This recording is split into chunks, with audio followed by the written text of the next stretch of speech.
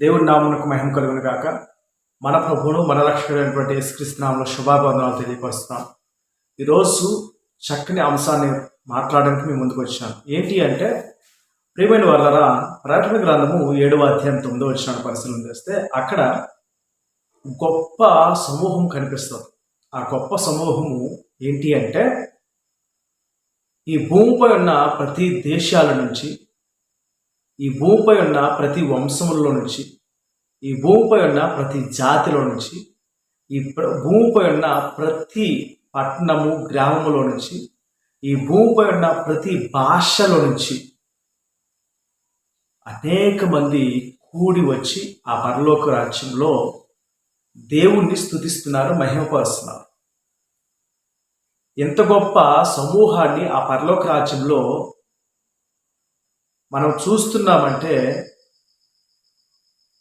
ఆ పరలోక రాజ్యానికి ఎంత గొప్ప సమూహము వెళ్ళిందంటే కారణం ఏంటి? కారణం ఏమంటారు?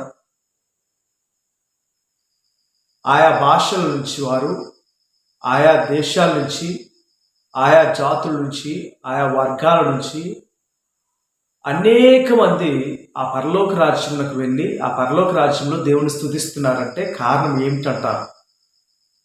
అసలు ఎలా వెళ్ళగలిగారు?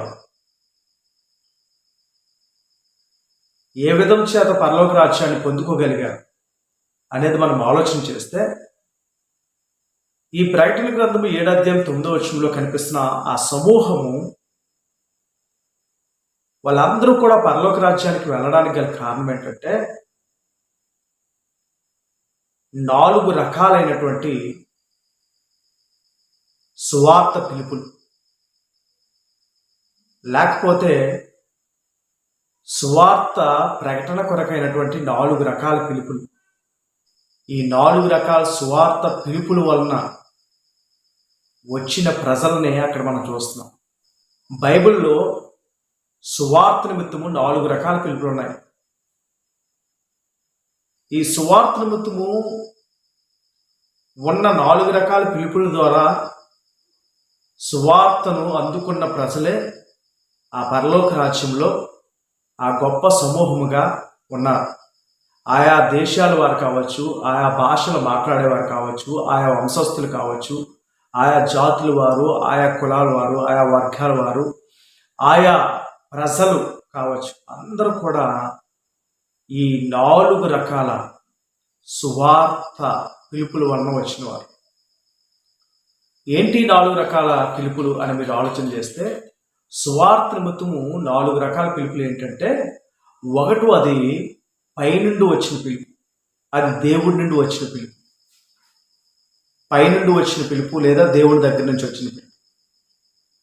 మార్కు సువార్త 16వ అధ్యాయం 15వ వచనం చూస్తే, ఈ మార్కు సువార్త 16వ అధ్యాయం 15వ వచనంలో ఏమని రాయబడిందంటే, మీరు సర్వలోకంలోకి వెళ్ళి సర్వ సృష్టికి సువార్త ప్రకటించండి అని రాయబడింది. దీనిని గ్రేట్ కమిషన్ అని అంటారు. ఇది ప్రపంచంలో ఉన్న ప్రతి క్రైస్తవునికి, ప్రతి క్రైస్తవ విశ్వాసికి, ప్రతి యేసుక్రీస్తు యొక్క శిష్యునికి, ప్రతి దైవజనుడికి, దైవజనురాలకి, ప్రతి సువార్తికునికి ఈ యొక్క గ్రేట్ కమిషన్ ఇవ్వబడింది.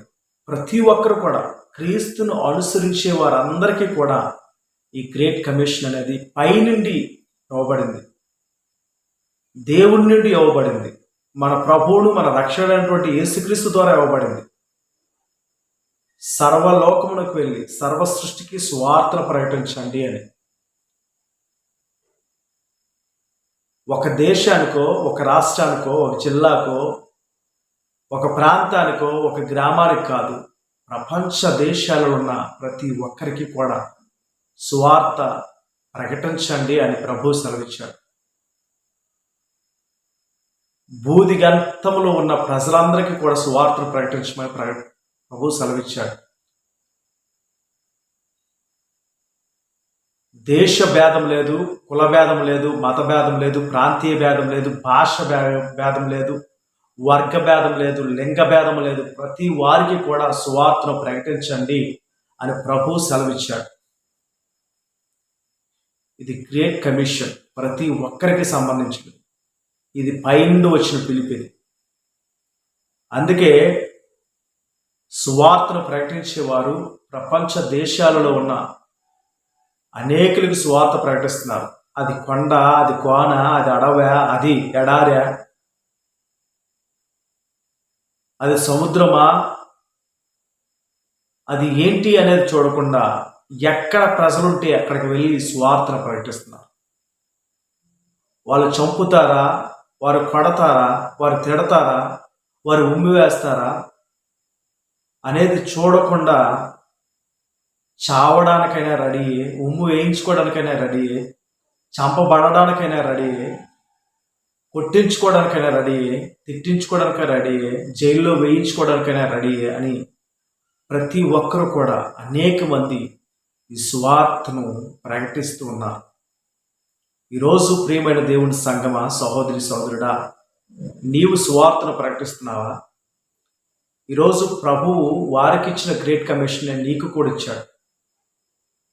ఆ ప్రతి క్రైస్తవుడిలో, ఆ ప్రతి క్రైస్తవ విశ్వాసలో, ఆ సేవకునిలో, ఆ సేవకురాడుల్లో, ఆ యొక్క శిష్యులలో నీవు లేవా? నీవు క్రైస్తవ సేవకుడిగా, క్రైస్తవ సేవకురాలుగా, క్రైస్తవ విశ్వాసిగా, క్రీస్తు యొక్క శిష్యుడిగా ఉంటే నీకు కూడా ఈ గ్రేట్ కమిషన్ వర్తిస్తుంది. ఈ గ్రేట్ కమిషన్ ద్వారా, ఈ పైనుండి వచ్చినటువంటి ఈ పిలుపు ద్వారా నువ్వు అనేకులకు సువార్తను ప్రకటించాలి. వారిని నరకం నుంచి తప్పించి, ఇదిగో ఆ ప్రకటన గ్రంథం 7వ అధ్యాయం 9వ వచనంలో ఆ గొప్ప సమూహములో వారందరినీ నువ్వు చేర్చాలి. ఆ గొప్ప సమూహంలోకి వారందరినీ తీసుకురావాలి. వారందరూ కూడా దేవుని నామాన్ని మహిమపరచాలి. కనుక నీ ప్రయత్నం నువ్వు చేస్తున్నావా? నువ్వు చేస్తున్నావని నువ్వు అనుకుంటున్నావా? లేకపోతే ఇంకా చేయకపోతే ఇదే చక్కని సమయం, ఇదే మంచి సమయం.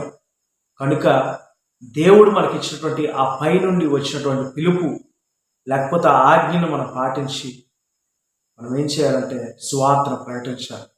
సువార్తను ప్రకటించి అనేక మందిని, ఏ భేదము లేకుండా అనేక మందిని ఆ పరలోక రాజ్యంలో ప్రభువుని మహిమపరిచేవారుగా, ప్రభు యొక్క బిడ్డలుగా ఉండేటట్లు వారిని తీర్చిదిద్దాలి. కనుక ఒకసారి ఆలోచన చేసి